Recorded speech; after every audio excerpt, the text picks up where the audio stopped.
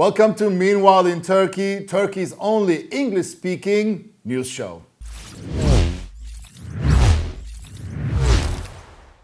Boy, things aren't looking well for Trump. Just yesterday, secret recordings of Melania, Trump's wife, just became public. And you can hear her bitching about Christmas decorations. Where I am, I'm working like my ass off. I know. That Christmas stuff that, who gives a about Christmas stuff and decoration, but I need to do it, right? Yeah, but... This week, the New York Times reported that Trump, the billionaire, paid $750 2 years in a row for income tax. Yep, $750 only. $750 is like 5,800 Turkish liras as of now, but you never know what's going to be in a couple of minutes or a couple of hours. This week, there was also the presidential debate between Trump and Biden, and boy, did it look ugly. I mean, Trump looked like a thug. He sounded like a bully. And he even made fun of Biden for constantly wearing a mask. And it was, what? 1 second, what? Really?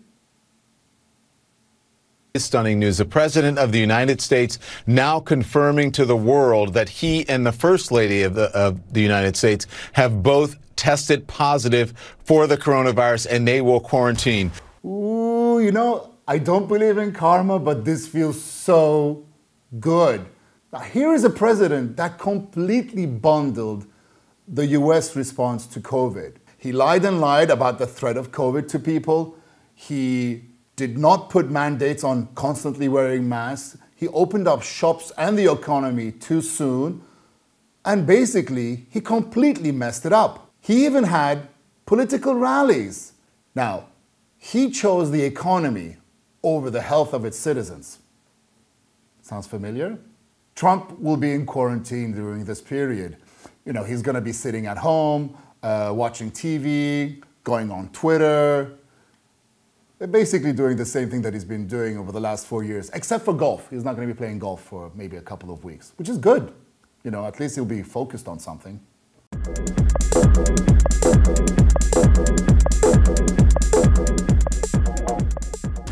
This week was a very busy week for Turkey as well. The head of Congress said that if the death penalty was again implemented in Turkey, he would look warmly towards that. The president quickly commented and said that if passed through Congress, he would approve it, just like that. Granted, he did say this in 2016 after the failed coup attempt in 2015. He also said it in 2017. The death penalty was officially abolished in 2004. Prior to that, executions were synonymous with military interventions.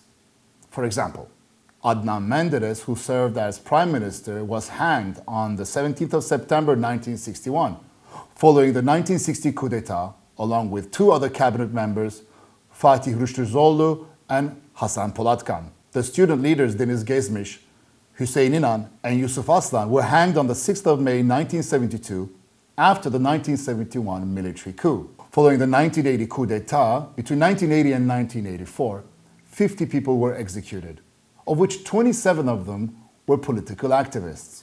Bringing back the death penalty today would surely be a mistake. Numerous polls show that 2 out of 3 people do not believe that the justice system is fair. It's only years after these executions are we able to accept the fact that the decision to execute them were politically motivated. You can't take back time. You can't give back their lives.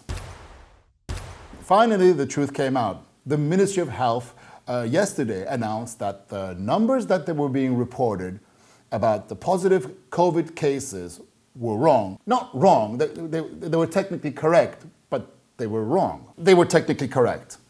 A photo leaked the day before where it shows that the number of COVID positive cases for one day instead of the usual 1,300, 1,400 is actually 23,000. He then went on to change the name from patient to cases in the daily reports. When questioned about this during his daily press conference, he said that the reports that he was giving us was for COVID positive patients who were sick, and that they weren't telling us about the remainder of the people that had COVID positive on a daily basis, but did not show the symptoms. This basically means this. For example, if you're pregnant and you don't have those midnight cravings for McFlurry, or you don't have a bulge, or you're not throwing up in the morning, that means you're not pregnant. Okay. Now, what a disaster. Now, how do you expect the people to believe you now? How do you expect people to follow your instructions of wearing masks and social distancing? You know what the Ministry of Health gave as an excuse? Let me read it. The health of its citizens are just as important as the interests of the nation. No, they're not. My health is more important than the interests of the nation. Because if I'm healthy and I can come to work and I pay taxes, I expect you to tell us the truth. This has been me while in Turkey. Please don't forget to like, share, comment, and promote my video. Thank you very much, and see you next week.